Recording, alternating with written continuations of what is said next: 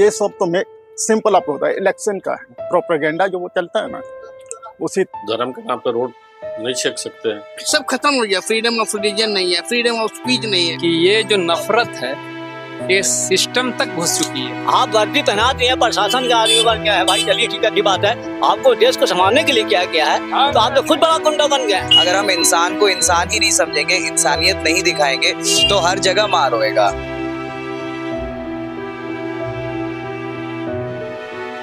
इस बारे में जितना भी बोला जाए काम है। कुछ लोगों की मानसिकता ऐसी हो गई, वो समाज जान रहा है, उसको आने वाले वक्त में उसका समाज ही जवाब देगा।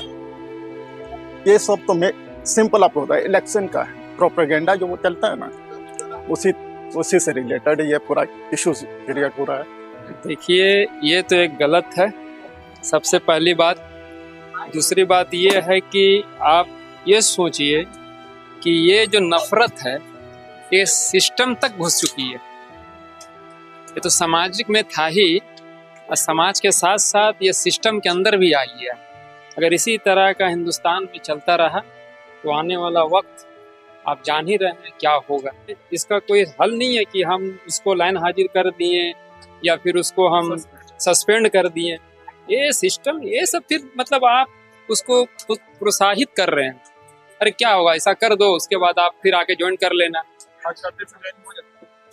भाई लाइन हाजिर के बाद आप तो उसको नौकरी से निकाल नहीं रहे ना। मगर हाँ, ये हम नहीं बोल रहे कि नौकरी से निकालिए, मगर उसके साथ ऐसा पनिशमेंट करिए ताकि वो दोबारा कोई दूसरे लोग ऐसा ना करें। जो कल घटना जो हुआ है दिल्ली में, तो दिल्ली का प्रशासन क्या कर रहा, देख रहा था, नाच रहा था। पुलिस के द्वारा किया गया। अरे पुलिस के द्वारा किया गया, किसके सारा पे किया गया? पुलिस से बड़ा बहुत बड़ा गुंडा तो पुलिस है। प्रशासन का आदमी जो इस तरह करेगा तो पब्लिक का उड़ जाएगा, उसका इतना भरोसा उड़ जाएगा।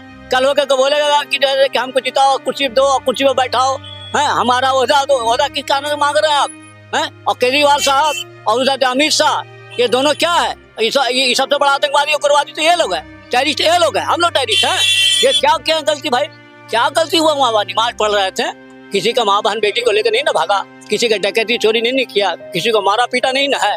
वो नमाज पढ़ते हुए इस तरह अगर चलेगा तो जो है ये भारत नहीं चलेगा, भारत टूट जाएगा। अब हमको तो तोड़िएगा तो हम आपके साथ देंगे? बिल्कुल नहीं साथ देंगे, पीछे हट जाएंगे, लड़िए मरिए करिए। विदेश का आदमी या जो है इस देश का जो मुल्क का, इस भारत का जो दुश्मन है, अगर वो अटैक करेगा तो हम लोग पीछे हट जाएंगे, बिल्कुल हट जाएंगे, क्योंकि तुम मेरे साथ नहीं हो। तुम्हारे साथ हम क्यों दे देंगे भाई? संभालो आप अपने भारत को, हम भारत के वासी हैं। और सुन लीजिए, मारेंगे मिटेंगे, और बहुत ताकत पावर है तो आकर के देख लें इधर इलाका में।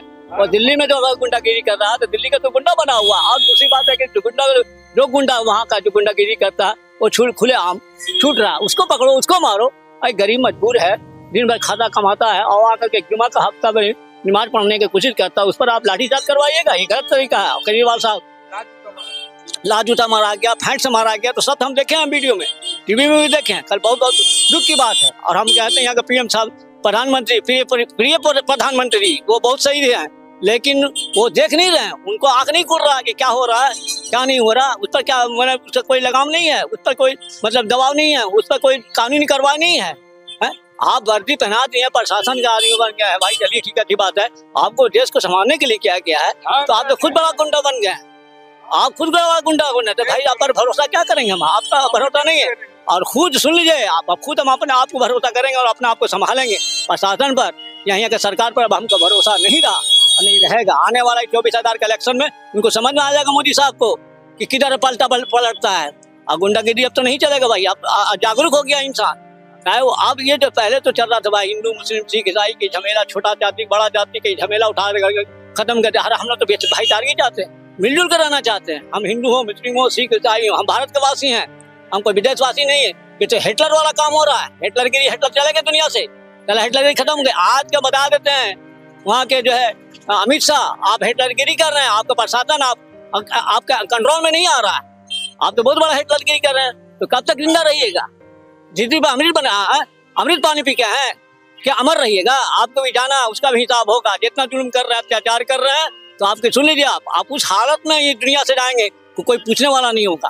मक्खी तक भन बनाएगा, भागेगा आपको दुर्घटना देख करके। ऐसा मत कीजिए, आप संभालिए उसको। और हम निर्दोष आदमियों को, वहाँ का जनता, चाहे वो कोई भी जनता हो, हिंदू हो, मुस्लिम हो, सिख हो, अपना जो धर्म स्थल पर अपना कोई काम कर रहा है, नमाज कर रहा है, करने दीजिए। अब क्या दिक्कत होता है, क्या जाम होता है 10 मिनट 15 मिनट के अंदर में? आप धर्म के नाम पे रोड नहीं छेक सकते हैं, ये गलत है। पर प्रशासन को भी नहीं चाहिए, मारना तो नहीं चाहिए, उनको समझाना चाहिए था कि आप लोग रोड जाम मत करो। रोड के किनारे ही ना करें। नहीं, उससे ट्रैफिक जाम हो रहा था ना, 5 मिनट के लिए उससे ट्रैफिक जाम हो रहा था ना। दिल्ली में 5 मिनट बहुत होता है। तो सरासर गलत है सर। किसी की धर्म फ्रीडम ऑफ रिलीजन फिर तो गए खत्म हो गया हमारे संविधान से। यहाँ तो इस देश में अब हिटलर राज चल रहा है। ये डिवाइड एंड रूल पॉलिसी है सरकार, अभी की जो सरकार है ये डिवाइड एंड रूल पॉलिसी खेल रही है। आपस में लड़ाओ और अपना राज करो।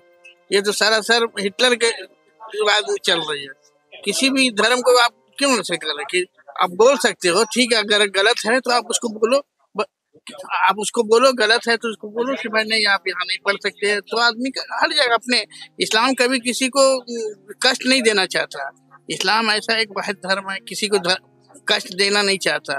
वो आराम से हट जाता वहाँ से, आपसे कोई झगड़ा नहीं करता। आप साहब आते ही साथ लाद चलाने लग गया, तो ये तो गलत है ना भाई आपका। तो इसलिए ये सब देखिए, और हम लोग कुछ बोल नहीं सकते हैं क्योंकि हम लोग माइनॉरिटी में। और क्यों बोलने की आजादी नहीं है क्या? फ्रीडम कहाँ, कुछ नहीं है। हम कुछ भी बोलेंगे तो हमारे लिए जहर बन जाएगा। आप कुछ भी बोलो उसके लिए कुछ नहीं, शहद है। आप कुछ बोलो वो शहद है, और हम कुछ मुंह खोल देंगे तो आपके लिए जहर बन जाएगा। तो ये सब खत्म हो गया। फ्रीडम ऑफ रिलीजन नहीं है, फ्रीडम ऑफ स्पीच नहीं है। तो ये सब तो संविधान से आप बोलते हो, खाली बोल रही है, लेकिन ये एक्चुअल में ये नहीं लागू हो रहा है। आप किसी को नहीं, आप कुछ खा नहीं सकते हैं, कुछ पहन नहीं सकते हैं, कुछ बोल नहीं सकते हैं। तो ये सब क्या दिखलाता है कि हमारे माइनॉरिटी को हम लोग को एकदम दबाया जा रहा है, और ये डिवाइड एंड रूल पॉलिसी खेल रहे हैं ताकि वो अपना राज करते रहे।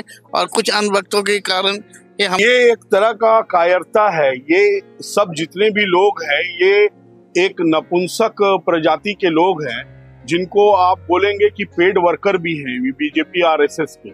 और ये जो इंसानियत और जमहूरियत पे और इस देश में जहर फैलाने का काम कर रहे हैं। और खासकर 224 का जो इलेक्शन है बहुत अहम है। इस अहम इलेक्शन को वो जात पात और हिंदू मुसलमान के बीच में घेरना चाह रहे हैं। बहुत सारे एक दूसरे के प्रति नफरत का जो है वो आगाज चला दिया गया है। इस तरह का नफरत अगर हमारी खुद का जो सेवा करने वाले प्रशासन अगर इस तरह का काम करते हैं तो इससे बहुत शर्म महसूस होता है कि हमारे देश में इस तरह का काम हो रहा है। ये बहुत बड़ी घटना है, ये सरासर गलत है, ऐसा तो होना नहीं चाहिए। किसी भी धार्मिक प्रोग्राम में ये थोड़ी देर का होता है, लेकिन इस तरह से पैरों से इसको मारना ये सरासर गलत है। इस पर सख्त से सख्त कार्रवाई होनी चाहिए। हम इसकी निंदा करते हैं बिल्कुल। जी नहीं, उससे बढ़ के होना चाहिए। ये पूरे माशरे पे देखा जा रहा है, पूरे दुनिया पे इसके मैसेज जा रहा है कि एक धर्म पे कुछ बहुत ज़्यादा ज़्यादती हो रही है। हमारे कंट्री के लिए ये एक दुखद घटना है। इसको यानी कि इसमें लेना चाहिए। हमारे देश के प्रधानमंत्री नरेंद्र मोदी गल्फ में गए, अभी मंदिर का उद्घाटन किए वहाँ में। उसके बाद स्मृति ईरानी गई, मक्का गई, वहाँ में हज के दौरान में वहाँ में हिंदुस्तानियों को कोई तकलीफ नहीं हो इसके लिए वहाँ से देख करके आई बोली।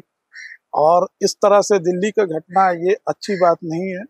उसको यानी कि थोड़ा देर के लिए इंतज़ार करना चाहिए था। ज़्यादा से ज़्यादा 2 मिनट का ये था। 2 मिनट के बाद वो नमाज ख़त्म हो जाती और आप उसके बाद फिर वहाँ के मस्जिद के जो कमेटी है उसको आप बोल सकते थे कि और आइंदा ऐसा नहीं होना चाहिए। अगर वो गलत कर रहे थे, रोड पर नमाज पढ़ रहे थे, तो जाहिर सी बात है इसको हम अच्छा तो किस तरह से नहीं बोल सकते हैं, इसको निंदा ही किया जाना चाहिए।